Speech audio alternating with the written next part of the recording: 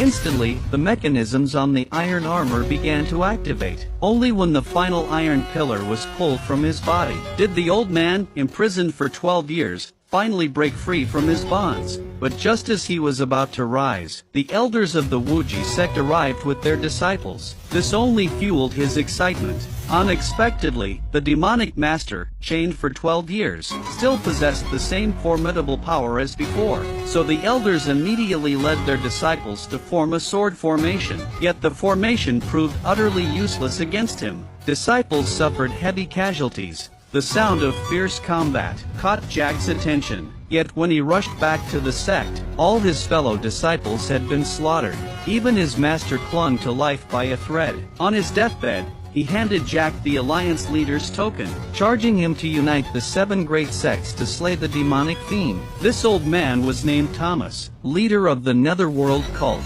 practicing heretical martial arts and employing brutal methods. He was deemed a demonic sect by the righteous schools. Thus, the 8 great sects united to capture Thomas, imprisoning him in chains within a dungeon for 12 years. The reason he survived 12 years in that sunless dungeon was because Jack, the eldest disciple of the Wuji sect, secretly delivered him wine and food each day. To express his gratitude, Thomas imparted his supreme martial arts secrets to Jack, which perfectly complemented Jack's existing training. One day, Jack sparred with fellow disciples at the sect. Within mere exchanges, he defeated them all.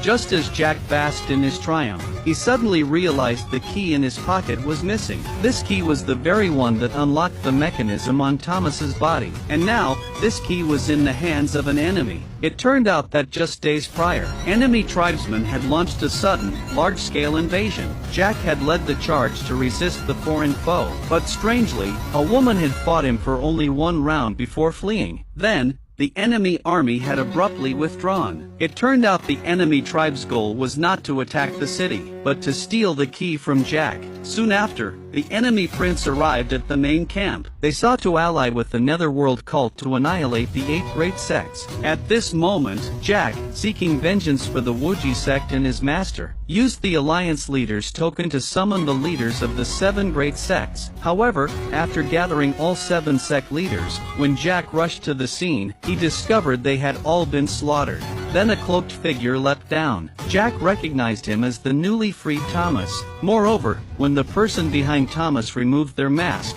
Jack discovered that the mastermind behind it all was